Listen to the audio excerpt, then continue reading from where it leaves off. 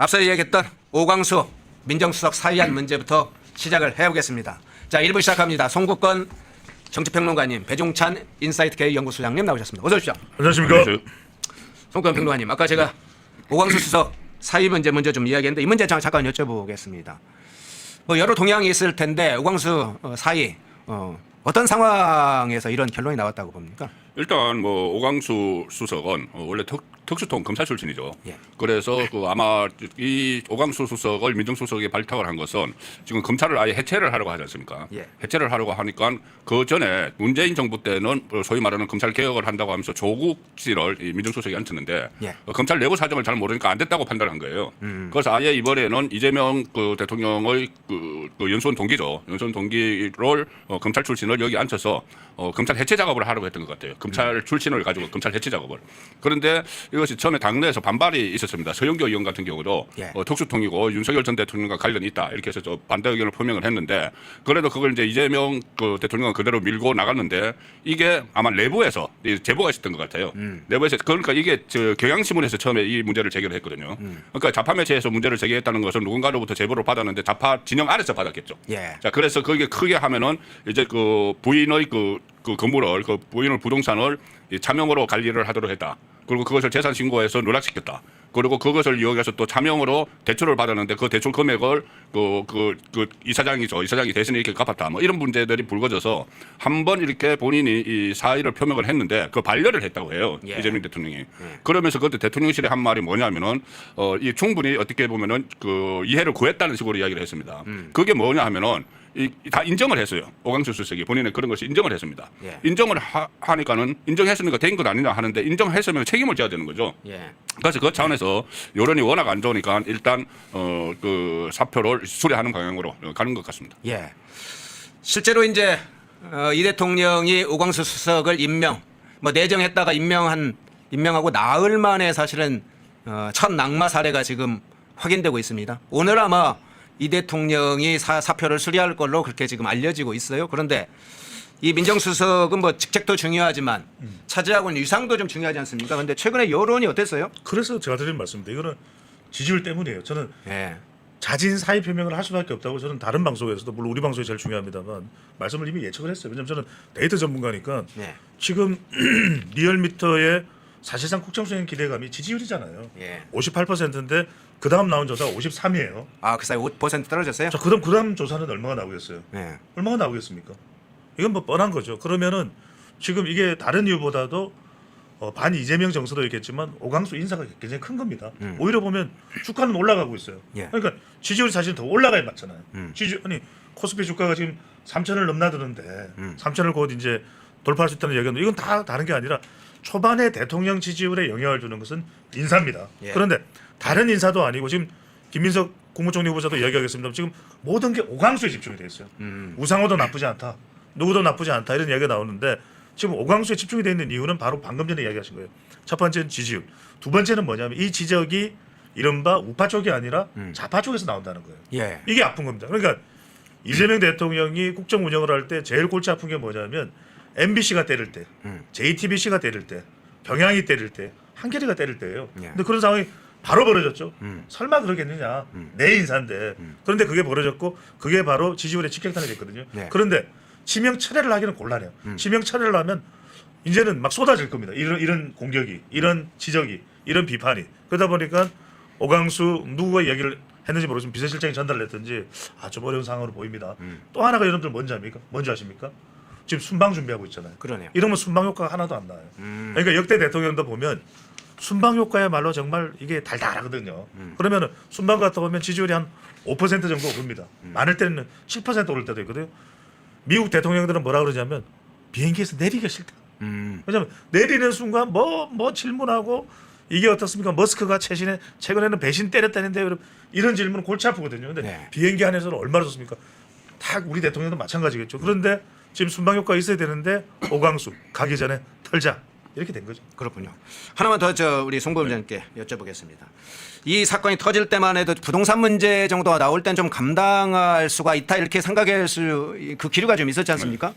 근데 차명 대출, 차명 계좌 문제가 나오면서 이 15억에 가까운 돈 문제가 나오면서 더 커졌다는 얘기가 있어요. 그렇습니다. 예, 네. 이 문제 이제 파장, 정치적 파장 문제하고 또 하나는 조국당이 상당히 강하게 계속 오광수는 안 된다 이렇게 주장해왔지 않습니까? 왜 조국당은 그렇게 강하게 태클을 걸었던 겁니까? 일단 조국당은 그 오광수 수석이 검찰 출신이라는 거죠. 예. 검찰 출신, 특수통 출신이고 그래서 어차피 조국 씨도 지금 그 특수통 검사들에 의해서 본인들의 그 입시 비리 문제 같은 걸로 해서 기소가 되고 지금 이제 구속이 된 상황이니까는 검찰에 대한 악감정이죠. 악감정이고 그 전에 그 조국이 민정수석을 할 때 또 저 검찰 개혁 자기들 이제 검찰 개혁이라고 표현하는데 그게 이제 미진했는데 검찰 출신인지 할 수 있겠느냐 그런 식으로 이제 비교를 하면서 반대를 하는 것이고 이게 좀 전에 말씀하신 대로 이 부인 홍모 씨가 이렇게 그 오광수 수석의 친구에게 이렇게 그 건물을 위탁 관리했다 그러니까 차명으로 가지고 있었다 이 문제까지 나왔을 때도 여론이 좋지 않았는데 특히 그 차명 대출이 있었어요. 예. 차명 대출이 이루어졌는데 그 친구 그 오광수의 친구 명의로 저축은행에서 15억을 대출을 받았는데 그것을 나중에 상환하는 과정에서 차명 대출이니까 그 상환하는 과정에서 문제가 생기니까 저축은행 사주가 그중에 일부를 상환을 해줬다는 거예요. 예. 그런데 중요한 것은 그때 오광수의 위치가 뭐냐면은 서울중앙지검 특수 2부장입니다. 아주 강력한 위치에 있었던 거죠. 그러니까 뭔가 그냥 아무런 대가 없으면 해주겠느냐 이런 문제가 불거질 수 있어요. 그럼 이것이 지금 드러났으면은 이거는 일단 수사 대상이 돼야 됩니다. 수사 대상이 돼야 되는 것이고 그냥 사퇴를 했다고 끝나는 문제가 아니죠. 수사 대상이 돼야 되는 것이고 특히 오광수 문제가 민감할 수밖에 없는 것은 이 민정수석이면은 공직기강을 관리를 하기도 하지만은 인사검증을 합니다. 그러네요. 그 전에는 민정수석실에 문재인 정부 때까지는 민정수석실에서 인사검증을 했는데 윤석열 정부에서 그것을 법무부로 전환을 시켰죠. 그런데 이재명이 집권하면서 다시 이것을 가져왔어요 민정수석으로. 예. 그러면은 인사검증의 총 책임자가 이런 도덕적으로 하자가 있고 특히 뭐 차명 재산 문제 이런 것은 굉장히 민감한 사안이잖아요. 예. 이게 인사검증을 할 때 제일 첫 번째 들여다보는 게 이런 문제예요. 그 재산 차명 관리나 부동산 실명제 위반이나 이런 거거든요. 그런데 그것을 우리 전 국민이 알게 된 상황에서 그 자리에 있는 사람이 다른 사람들을 인사검증을 한다? 이게 말이 안 되는 거죠. 그렇기 때문에 이것은 그 이재명 정부 입장에서도 1호 낙마를 시킬 수밖에 없는 상황인데 이게 말씀드린 대로 1호 낙마지 저는 2호, 3호, 4호 계속 나올 걸로 예상을 합니다. 예, 제가 우리 백찬 소장님께 이번 네. 마지막 요 주제 중에 요 문제 한번 마무리 지어야 되겠네요. 지난번 윤석열 정부 때 민정수석실을 폐지를 하고 인사검증 관련 업무를 법무부의 인사정보관리단을 만들어서 운영을 했지 않습니까? 네. 이제 인사검증 문제가 늘 민감한데 다시 이재명 정부 들어서면서 민정수석실을 다시 회복을 해서 인사검증 권한을 줬단 말이죠. 그런데 그렇죠. 시작부터 지금 인사검증 문제가 지금 터졌어요. 줄줄이 지금 터지고 있는 것 같습니다. 맞는 거죠. 그러니까 이제 인사검증이라는 것이 야당 시절에 그것을 비판하기는 쉬워요. 하지만 인사검증이 그러면 맥값을 철저하게 해야 되는 것이거든요. 특히 예. 이제 이번 오광수 사태에서 뼈저리는 부분이 이 부분이고 첫 번째는 이게 저축은행 이슈랑 대출은행이죠. 예. 연관되어 있는 거예요. 아니 윤석열 전 대통령도 그 녹취록 기억나시잖아요. 얼마나 공격을 했습니까? 그게 바로 저축은행과 관련된 내용 아니었습니까? 부산 저축은행과 연결고리를 잡으려고 했는데 정작 본인의 본 정부의 이 정부의 민정수석이 그런 관련성이 있는 거예요. 이거 수사받아야 된다는 말씀을 주셨고 두 번째는 뭐냐면 바로 인사검증과 관련 부분이에요. 앞으로 네. 지금 국민추천제도 하고 있지만 여러분들 국민추천제에 발탁되는 사람이 한 명일지 두 명일지 모르겠습니다. 그것도 공직기강 비서관실에서 인사검증해야 되는 거예요. 예. 그런데 이번에 이 부동산 또 차명 의혹이 생기니까 대통령실의 설명이 뭡니까? 몰랐다. 아니 검증을 해야 되는 사람은 더 철저하게 검증해야 되잖아요. 그런데 그 사람은 몰랐다. 아니 여러분들 포청천 아시잖아요. 작두를 대령하라. 그런데 작두를 대령해야 될 포청천이 온갖 비리로 얼룩진 사람이야. 그럼 포청천이 아니잖아요. 물청천이잖아요. 물정천이요? 그래서 중요한 것은 이런 우려를 계속했습니다. 그리고 또 지금 오늘 원내대표 선거가 있는데 이렇게 되면 모르겠어요. 김병기일지 서영교일지. 왜냐? 서영교가 지적을 했단 말이에요. 서영교 의원이. 이거 안 됩니다. 근데 지금 그걸 갖다가 밀고 나갔단 말이에요. 이 이야기는 뭐냐면 이재명 대통령은 귀 기울여 듣겠다 그랬잖아요. 대통령의 독단과 독선은 그거는 가장 위험한 것이고 윤석열 정부를 비판할 때 가장 부각시켰던 부분이잖아요. 그런데 밀고 나갔잖아요. 다 지적을 했는데 언론에서도 지적하고 당내에서도 지적을 하고. 그러니까 앞으로 이게 인사검증 문제가 굉장히 문제가 될 수 있다. 왜냐하면 왜 오광수인가? 답을 못해요. 왜 오광수인가? 그러면 그 다음에 나올 질문은 왜 김민석인가? 왜 이종석인가? 이런 질문에 응답을 해야 되는 거죠. 그렇군요. 자, 자연스럽게 김민석 문제로 넘어가서 이야기를 해보겠습니다. 김민석 국무총리 지금 후보자 2008년도에 정치자금 문제로 논란이 돼서 의혹이 현실이 돼서 구속된 바 있고 2010년에 최종적으로 유죄가 확정이 됐었죠. 이 불법 정치자금해서 김민석이가 정치적으로는 생명이 끝났다. 뭐 굉장히 젊은 정치인 한 명이 온갖 구정물에 빠져서 결국은 운동권 386의 상징적인 김민석 날라갔다. 그랬는데 자 2008년하고 2010년도에 있었던 불법 정치자금 구속도 되고 유죄도 받고 그랬는데 지금 또 다른 불법 정치자금 의혹이 지금 터졌어요. 송평관님. 네, 그렇습니다. 뭐 이 돈을 빌렸다는 게 실제로 정치자금 의혹으로 터졌네요. 이 부분도 조금 전에 그 오광수 경우와 마찬가지로 예. 특히 그 뭐 민정수석은 인사검증을 안 받지만은 김민석 후보자는 인사검증 받아야 되잖아요. 예. 그런데 인사청문회가 문제가 아니고 수사 대상이 돼야 될 문제예요. 왜 그러냐면은 이미 그 정치자금법 위반으로 2번 처벌을 받은 적이 있죠. 그 중에 하나가 2008년입니다. 2008년에 이 강모 씨를 비롯해서 3명에게 돈을 그 7억 2천만 원을 불법 정치자금을 받았어요. 그 혐의로 구속이 됐는데 그때 상황이 어떻게 됐냐면은 그때 본인이 이게 문제가 되니까는 내가 정치자금 불법 정치자금을 받은 게 아니고 돈을 빌린 거다 이렇게 이야기를 했습니다. 네. 2008년에 돈을 빌린 거라고 했는데 당시 검찰이나 법원에서 인정을 안 했어요. 돈을 빌렸으면은 그러니까 재무 기간이 지났으면은 독촉을 해야 되잖아요. 예. 독촉한 그런 흔적이 없는 거예요. 그러면은 그때 강모 씨를 비롯해서 이 강모 씨 특히 강모 씨가 그냥 정치자금 뭘 주는 불법 정치자금을 주는 것을 채무로 위장을 한 거죠. 재건 채무 관계로 위장을 했다는 겁니다. 그래서 처벌을 받았는데 그런데 그로부터 딱 10년이 지났어요. 2018년에 똑같은 일이 벌어진 거예요. 예. 이미 처벌을 받았는데 그때 돈을 줬던 강모 씨가 예. 다시 또 4천만 원을 빌려줍니다. 4천만 원을 빌려줘서 그냥 이게 나중에 들통이 나면은 이제 불법 그 정치자금이 되니까 또 채무를 채권 채무를 일으킨 것처럼 그런 그 계약서를 써요. 예. 계약서를 썼는데 나중에 보니까는 그 계약서에 돈을 갚기로 한 기간이 2023년 4월에 만료가 되는데 예. 지금까지 돈을 안 갚은 거예요. 안 갚았으면 또 그때처럼 이번에도 빨리 갚으라고 독촉을 하고 해야 되잖아요. 또 그게 없는 거예요.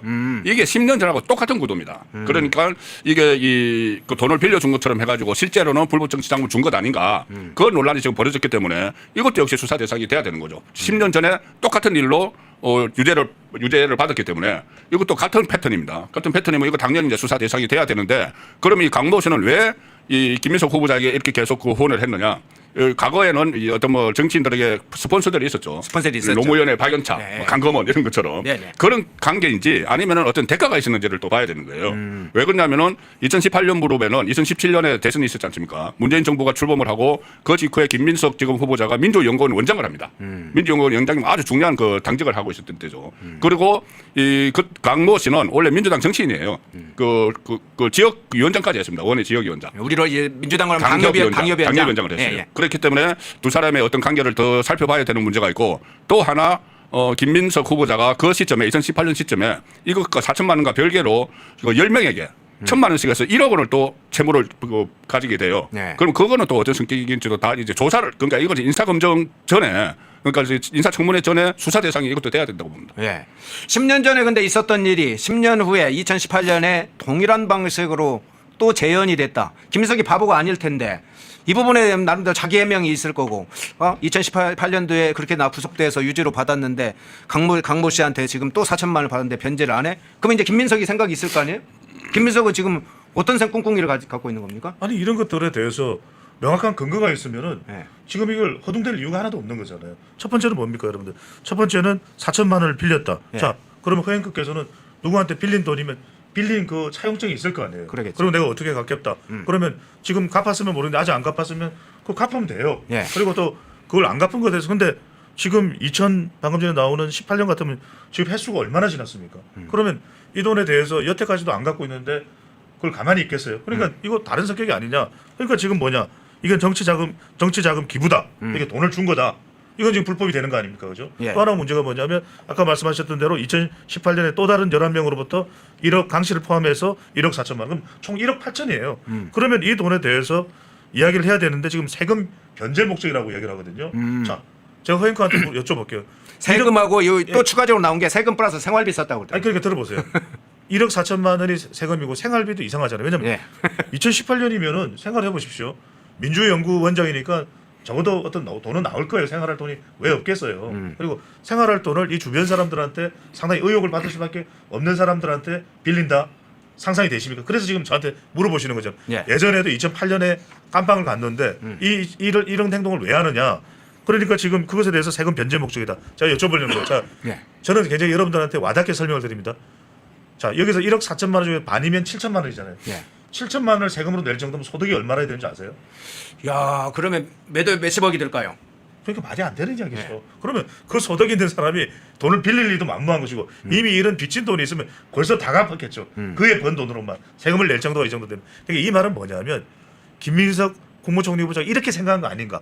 아, 괜찮겠지. 이제는 정권도 문재인 정부야. 나를 이걸 가지고 문제 삼을 사람이 누가 있겠어. 그리고 내가 곧 또 국회의원 되고 이러면 이건 다 정리될 거야. 이렇게 판단한 거 아닌가 싶은데 지금 이게 왜 문제인지 제가 또 분석을 해드릴게요. 여러분들 이게 다른 건 모르겠어요. 미 문화원 점거 농성과 연루됐다. 그건 아니에요. 그거 가지고 타결 준 국무총리 후보자입니다. 예. 그러면 수많은 또 장관들을 재청을 해야 돼요. 아시지 않습니까?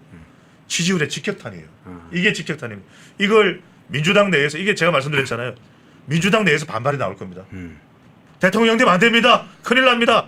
그리고 벌써 민주당 내에서는 김민석 의원이 국무총리 후보자로 가는 것부터 못마땅한 사람들이 많아요. 예. 많을 것 같아. 예. 왜냐하면 자기들이 보기엔 내가 더 열심히 일했는데 나는 민주당의 붙박이었는데 그런 생각할 수 있지 않습니까? 왜 왔다리 갔다리 한 사람한테 무슨 국무총리 포상을 줘? 무슨 이유야? 다른 배경이 있는 거야? 속내가 뭐야? 왜 김민석이야? 제가 아까 말씀드렸잖아요. 지지율에 타격을 줄 수 있는데 왜 오광수인가? 왜 김민석인가? 왜 이종석인가? 이걸 설명을 해야 돼요. 그런데 지금 이건 다른 건 모르겠는데 김민석 의원이 지금 돈 문제잖아요. 정치 자금이라는 게 이걸 가지고 있는 이걸 안고 있는 국무총리 후보자가 있는데 만약 국무총리 된다고 했을 때 내란 특검 어떻게 진행할 겁니까? 대정부 질문 어떻게 답변할 겁니까? 그러면은 내란 특검 받는 국민의힘 의원들은 다 나와서 이렇게 총리 그 돈은 어떻게 된 겁니까? 쓸데없는 거 묻지 마시고 어떻게 된 거냐고요? 쓰잘데기 없는 거 묻지 말라니까. 이거 이 대정부 질문 진행이 안 될 겁니다. 그래서 저는 지금 민주당 내의 고민이 매우 깊어질 것이고 자칫 이렇게 되면 여론의 상황을 봐서 이재명 대통령이 순방을 다녀와서 그럴 때는 비행기에 내릴 때부터 이미 한반도가 여론으로 상당히 들끓고 있다는 걸 알 거예요. 예. 저는 순방 다녀와서 이재명 대통령이 뭔가 모종의 조치를 할 가능성이 매우 높을 것으로 봅니다. 아, 그렇습니까? 오광수에서 이어서 두 번째 낙마 가능성까지 이 얘기 지금 하시는 거예요? 그런 여론의 상태를 봐야 되는데 여론 상태. 이 상태로는 제가 말씀드릴 수 있는 것은 뭐냐면 저는 김민석 후보자도 능력을 발휘할 수 있는 인물이라고 봅니다. 그런데 이 의혹을 털어내야 돼요. 제 전제 조건이 겁니다. 이걸 못 털어내면 여론은 악화될 게 불을 보듯 뻔합니다. 예. 오광수 수석도 차명 대출건이 상당히 커지면서 지금 사의를 표명을 했는데 지금 말씀하신 것처럼 이게 해명이 될지 모르겠어요. 저 송권 평론가님. 지금 말씀하신 4천만 원에다가 아까 11명 포함해서 1억 4천만 원이라까지 나왔습니다. 근데 이제 재산이 2억 원대, 2억 한 천만 원 정도라고 지금 신고를 했잖아요. 네. 아들이 또 명문대, 미국 명문대에 다닌다고 그래요? 코넬. 코넬. 네. 이 돈 문제가 계속 터져서 실제로 김민석 위기 상황이 갈 수도 있겠는데요. 아, 이게 저도 이제 정치부 기자 생활 오래 했지 않습니까? 네. 이게 하나가 딱 터지면은 그래서 끝나지가 않아요. 네. 계속 파생이 새끼칩니다. 새끼쳐. 왜 그러냐면은 기자들이 이 집중적으로 그 파고듭니다. 파고들기 시작을 하고 조금 전에 그 말씀하셨다시피 김민석은 이재명계의 주류가 아니에요. 어떻게 보면 핵심 주류가 아닙니다. 그러면 그 옆에서 부글부글 끓고 있는 사람들이 있죠. 김민석이 뭘 했는데 국무총리를 줘? 그러면은 이 사람들이 저 언론 취재도 막 이루어지고 하면은 본인들이 알고 있는 걸 막 제보를 하게 됩니다. 제보를 하면은 이것저것 막 터지는 거죠. 그게 벌써 시작이 됐어요. 지금 말씀하신 대로 그 아들이 다른 문제도 뭐 많이 그 논란이 됐었는데 그 고등학교를 청심국제고등학교 예. 여기를 다녔는데 여기가 교육비가 엄청나요. 여기 고등학교인데 연간 2천만 원에서 2,300만 원까지 들어가는 데입니다. 그런데 여기를 졸업을 하고 코넬로 갔는데 이 코넬 대학교는 이 수업료가 연간 수업료가 6만 6천 달러, 9,400만 원. 그리고 여기다 생활비까지 하면은 연간 1억 이상이 들어가는데요. 그러네요. 그런데 본인이 재산 2억 얼마 신고했지 않습니까? 예. 그런데 과연 이런 돈이 어디서 이제 조달이 되는가? 이것까지 터지기 시작을 하면은 다른 것도 막 터집니다. 지금 아들 문제는 또 하나 있죠. 뭐 표절 방지하는 그것을 학교 동아리로 만들었는데 예. 그걸 또 법안을 발의를 해가지고 그거 일종의 아파트 단체죠. 여러 가지 논란이 벌어지고 있기 때문에 지금 말씀하신 대로 저는 이 해외 순방 그 직후쯤에는 낙마할 가능성이 있다. 근데 낙마를 하게 되면은 이재명 정부 전체가 이렇게 흔들립니다.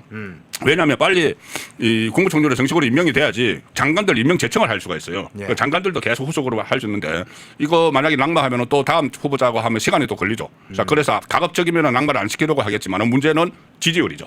그 경우에 지지율이 떨어질 것으로 뭐 예상이 되거나 그런 그 지표가 나오면은 낙마를 안 시킬 도리가 없을 수도 있습니다. 예. 방금 이제 김민석 후보자의 아들 문제가 나왔습니다. 고등학교도 나오고 코넬대도 나오고 1억 이상 연간 1억 이상이 쓰여질 돈들 그 자금이 그 김민석 아들이 어떻게 해서 쓰여질까? 어디에서 돈이 나오고 있을까? 자, 그 파고들면 계좌로 송금했을 테니까 그 계좌 추적하면서 자금의 출처를 또 찾아가겠죠. 자, 그런데 지금 마지막에 김민석 후보자의 아들 다른 문제가 지금 나왔습니다. 논문 관련된 얘기도 나왔어요. 자, 채널 A가 단독 보도한 건 먼저 그 영상 한번 준비해 주시겠어요? 짧은 영상 한번 보고 오겠습니다. 김민석 국무총리 후보자 아들 김모 씨가 고교 재학 시절 표절 예방을 목표로 하는 교내 동아리를 만든 건 2022년 8월입니다. 동아리 홈페이지에는 중등교육에서 학문의 진실성과 표절 관련 교육을 의무화하는 교육기본법 개정안에 초안을 써서 제출했다는 활동 내용이 소개되어 있습니다. 동아리 공동 창립자인 김 씨는 2023년 한 온라인 매체와의 인터뷰에서 최종 목표는 표절 의무 교육 입법화라고 말했습니다. 관련 법안은 실제로 국회에서 발의가 됐습니다. 대표 발의자는 더불어민주당 소속 A 의원이었고 공동 발의자 명단에는 김민석 후보자가 포함돼 있습니다. A 의원은 김 후보자 아들과 개인적으로 가까운 사이라며 김 씨에게서 직접 전화가 왔고 큰 틀의 가치 부분에서 동의해 발의했다고 설명했습니다. 이 법안은 소관 상임위에 상정되지 않았고 지난 2024년 5월 21대 국회 임기 만료로 자동 폐기됐습니다. A 의원은 입법을 해보려 했는데 우선순위에서 밀렸다고 밝혔습니다. 현재 대학생인 김 후보자 아들은 동아리 활동 실적이 대학 입시에 쓰였는지에 대해 지원할 때 쓴 정보를 모아보는 중이라며 정리를 해서 알려주겠다고 밝혔습니다.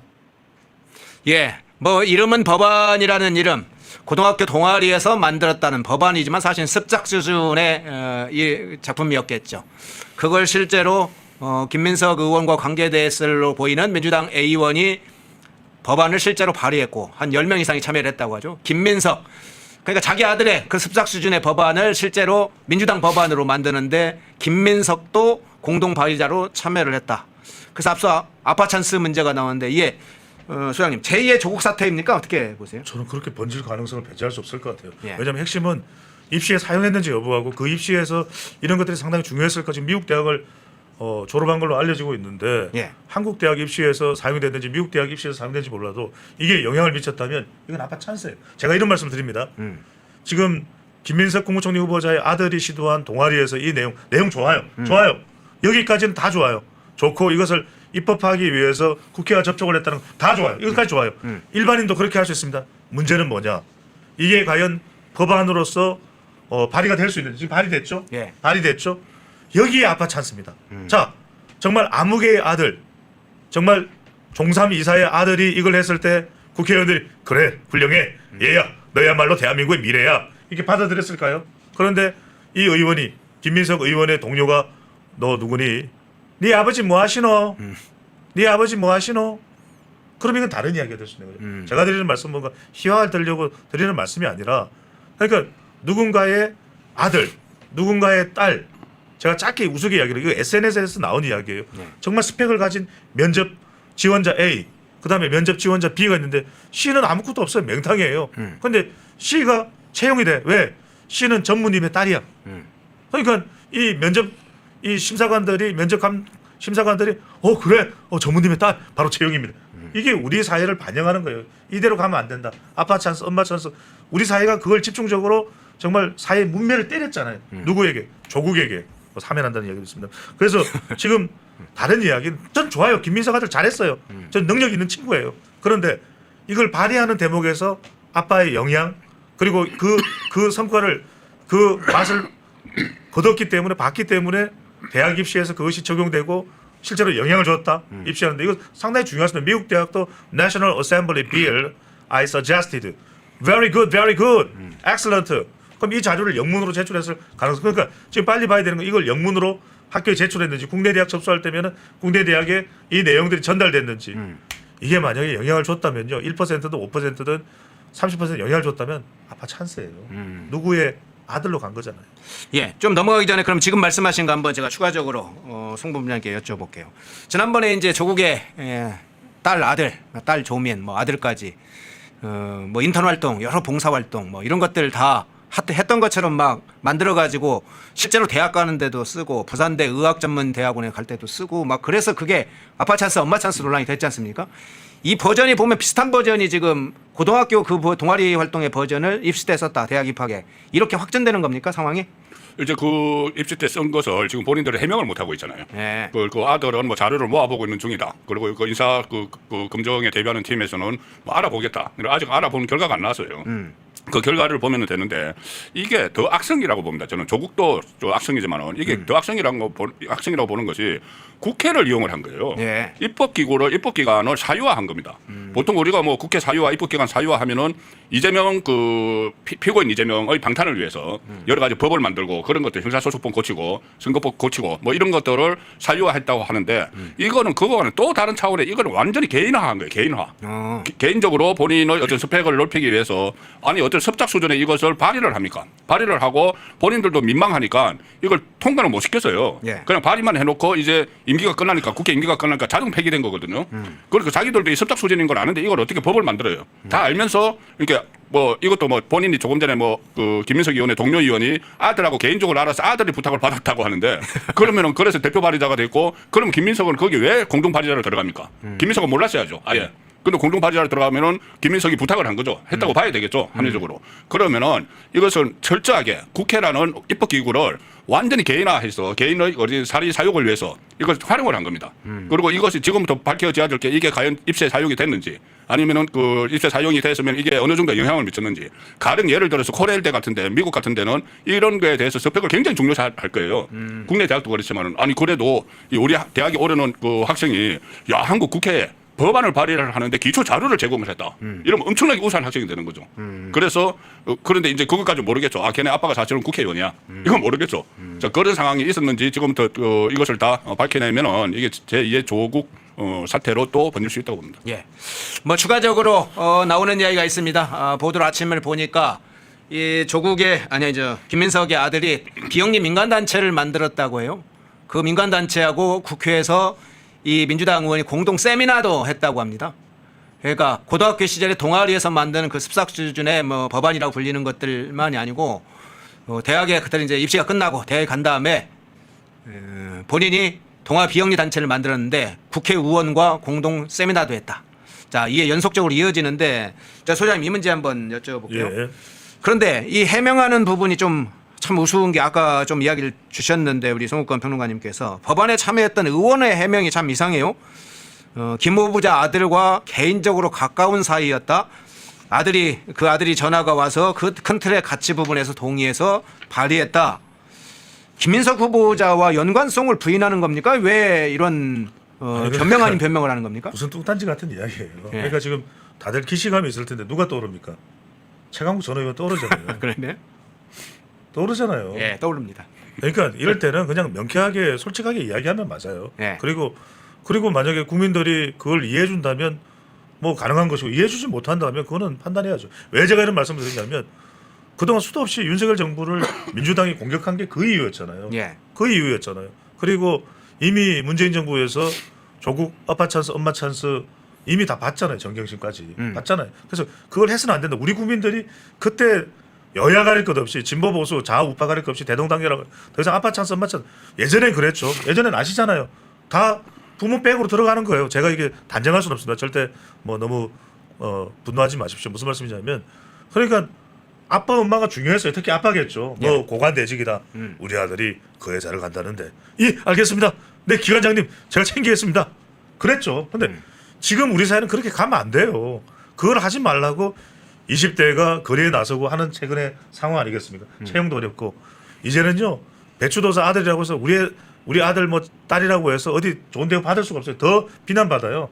아빠 뭐해? 머리꼬리 그게 뭐야? 그러니까 이건 뭐냐면 이제는 네 아빠 뭐 하시노? 어디 계시노? 이걸로 갈 수 있는 세상이 되어서도 안 되고 될 수도 없어요. 그래서 저는 이런 변명은 통하지 않고 정확하게 이걸 이야기했는데 제가 무슨 말씀드리냐면 지금 여론의 도화선이 이거예요. 예. 지금 이재명 대통령이 놓여 있는 짧게 말씀 두 가지인데 하나는 뭐냐면 지금 막 강력하게 본인은 본인대로 코스피 5천에서 뭐 하여튼 어떻게든 지지율을 올리고 국정 운영을 잘해보겠다고 지금 하는 거잖아요. 예. 근데 민주당은 민주당대로 투트랙으로 내란 특검, 김건희 특검에서 그냥 조지겠다는 거 아니겠어요. 근데 이럴 때 조지고 싶은데 못 조지는 이유는 지금 민주당 출신 사람들의 의혹이 지금 불거지는 거예요. 자, 그냥 의원이고 야당 시절에 이런 건 안 나옵니다. 왜? 그냥 여당을 때리고 있으니까요. 근데 본인들이 이제 여당이 되고 자리를 이제 하겠다라는 이 상황이 오면 보세요. 불거지잖아요. 그러면 명쾌하게 해명돼야 됩니다. 그 해명할 자신이 없으면 거두어야 되는 거죠. 그렇군요. 자연지킴이님이 청년층이 분노하고 있다. 김민세라고 해주셨네요. 네, 아웃 이렇게 해주셨네요. 예, 배추도당님 빙고라고 저 칭찬하는. 아이고, 네. 예, 감사합니다. 우리 감사합니다. 도사님은 알아보는 분 있네요. 주사랑님이죠. 주사랑님. 주사랑님. 네, 사랑합니다. 예, 그 평론가님. 네. 자, 인사청문회가 아직 확정은 안 됐죠? 네. 일자가 확정은 안 됐는데 대략 6월 말, 뭐 6월 23일에서 27일 사이에 지금 열릴 것이다. 지금 국민의힘에서도 그 시점 23 또는 23, 4 뭐 이런 정도 이야기를 좀 하고 있는 걸로 알려졌는데 지금 아들 문제하고 지금 저희가 이제 김민석 아까 뭐 대출 이제 변제해야 할 돈이 안 갚고 정치자금 문제까지 얘기했는데 실제로 인사청문회 하면 어떤 문제들이 막 터지면서 쟁점이 될까요? 어떻게 보세요? 일단 말씀드린 대로 인사청문회에서는 그 조금 전에 이제 돈 변제 문제 이것을 네. 정치자금법 위반 여부가 중점적으로 다뤄지겠죠. 네. 다뤄지는데 이것이 과연 이 어떤 그 수사 대상이 될 수도 있다는 그런 이야기가 나올 수가 있고 네. 또 하나는 아들 문제인데 이거 그 아들 입시 문제 이런 것은 굉장히 지금 민감하거든요. 민감하고 그 또 여기 또 아울러서 여러 가지 민주당 안에서 다른 문제들도 같이 터지고 있어요. 가령 김병기 그 후보 같은 경우에 원내대표 후보 같은 경우에 아들 국정원 뭐 특혜 청탁 이런 것도 있지 않습니까? 그렇죠. 아예 녹취록까지 다 나왔잖아요. 네. 이런 문제들이 하면은 단순한 이렇게 그 김민석 후보자에 대한 검증도 되지만은 새 정부를 구성을 하고 있는 조금 전에 위성락 거기도 또 부동산 문제가 있습니다. 네. 자 그러면 새 정부 초기에 주축을 이루고 있는 전반적인 사람들에 대한 어떤 그 비도덕성 뭐 이런 것들이 집중적으로 문제가 대기가 될 수가 있습니다. 인사청문회에서. 그런데 이 인사청문회에서 장관들은 표결을 안 하지만 국무총리는 표결을 하지 않습니까? 표결을 하면은 물론 지금 그 민주당이 가반수를 차지를 하고 있기 때문에 표결을 하면 통과가 될 가능성도 있어요. 그런데 이게 무기명이기 때문에 이탈표가 나올 수가 있습니다. 그 이게 통과가 안 될 정도까지 나올 때라고 보기 어렵지만은 이탈표가 엄청나게 좀 나올 수가 있어요. 그거 다 집계가 나중에 되지 않습니까? 어느 정도 알 수가 있지 않습니까? 그러면은 이게 첫 번째 표결에서 이재명 정부가 들어서서 첫 번째 국회 표결에서 이탈표가 생긴다고 하는 것은 벌써 그때부터 어떤 그 흔들릴 수가 있는 거예요. 이재명 정부 자체가 정권 자체가 좀 흔들리는 그런 상황까지도 충분히 좀 예상을 할 수 있죠. 예, 여권 내에 그런 문제까지 살펴봐 주셨는데 소장님 이걸 한번 좀 살펴보겠습니다. 아까 오광수 네. 민정수석의 차명 대체를 포함한 그래 사의를 표명하면서 여론 문제나 지지율 문제를 이야기를 해주셨는데 지금 한 건이 아니고 오광수 건도 아니고 유성락 국가안보실장 건도 지금 터졌고 이종석 국정원장 후보자 관련해서는 물론 이제 정치적인 이념적인 문제가 좀 많습니다만 그것도 지금 여러 가지 논란이 될 것 같고 김민석 후보자가 이달 말에 청문회가 되면 이게 막 파장이 상당히 엮이면서 일어날 가능성이 특히 오광수 오늘 사이가 향후에 다른 이 후보자들에게 미칠 영향 이게 연동해서 어떤 일이 벌어집니까? 이게 트리플 현상이에요. 일종의 사법 허리케인 현상입니다.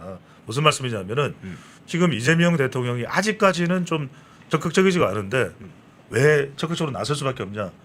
위성락 터져요, 김민석 터져요, 또 다른 사람 터져요. 이런 게 터지기 시작하면 이재명 대통령은 초민감해집니다. 왜? 네. 본인이 헌법 84조가 있잖아요. 본인의 세븐 리스크가 있잖아요. 그러면 당장 사람들이 이 의심을 하는 게 이거죠. 아니 대통령이 본인의 재판 리스크 때문에 다른 사람들은 조치를 못하는 것보다 이게 제일 듣기 싫은 소리일 거예요. 제일 기분 나쁜 소리일 거예요. 본인으로서는. 그러면은 그걸 털어내기 위해서라도 적극적인 조치를 취할 수밖에 없고 이게 바로 지지율에 영향을 미치거든요. 자, 50% 제가 이야기 드린 이 칼럼도 썼지만 지지율을 유지해야 되는 것은 이재명 대통령의 생명 지지율줄은 60%입니다. 자, 무슨 말씀이냐? 50%대로 내려와 봐요. 들려올 수 있는 이야기는 두 가지요. 득표율보다도 낮아? 지지율이? 두 번째, 그럼 지금 재판해야 되는 거 아니야? 미쳐버릴 거예요. 아, 재판 문제가 떠오른다. 재판 이야기가 나오는 순간 네. 미쳐버릴 거예요. 지금 착착 정리되고 있는데 네. 지금 바람이 불기도 전에 지금 갈 때는 들어 눕고 있는데 그렇잖아요. 그래. 이거 잘하고 있어. 굿. 그런데 지금 엉뚱한 데서 지금 막 터지잖아요. 오광수, 위성락. 그러니까 여러분들 이 생각해야 돼요. 이렇게 되면 뭐냐면 내란 특검의 칼날도 무뎌져요. 내란 특검의 칼날도 무너집니다. 그러면 국민의힘 의원들은 어떻게 하세요? 자, 이 문제부터 해결해 주세요. 이 인사 관련돼서 의혹들을 어떻게 할 겁니까? 대답해 주십시오. 다 삭발해야 돼요. 핵실명 다 삭발하면서 그 이야기 하지 않겠어요? 그 이야기 해결해 주지 전까지는 우리는 내란 특검 받아들일 수 없습니다. 이런 이야기 할 거예요 분명히.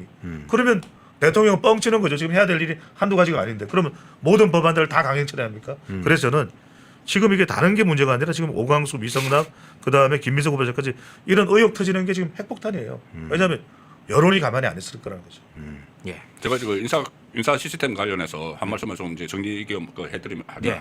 드리면은 제가 이거 대통령 인사와 관련해서 3년 전에 책을 쓴 적이 있어요. 그래요? 예, 3년 전에 대통령 인사 책 책을 소개를 썼습니다. 해주시면.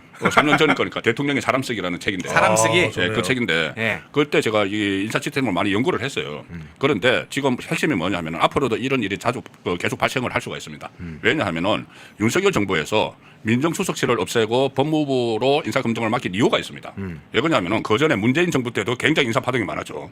인사파동이 일어나는 핵심은 죄송합니다. 그 내부에서 한통속이기 때문이에요. 예. 그러니까 인사를 추천을 하는 그 부서가 인사수석실이거든요. 예. 그것이 인사수석실에서 추천을 하면은 민정수석실에서 그걸 검증을 해요. 예. 검증을 해서 비서실장 주재로 인사위원회가 열리죠. 예. 그것이 이제 결정을 하는 거예요. 이게 그렇게 되면은 전부 다 그때 당시에 문재인 정부 때까지 청와대 안에서 다 이루어지잖아요. 예. 청와대 안에서 이루어지니까는 자기들끼리 그냥 전화 한 통화 하면은 끝나는 거예요.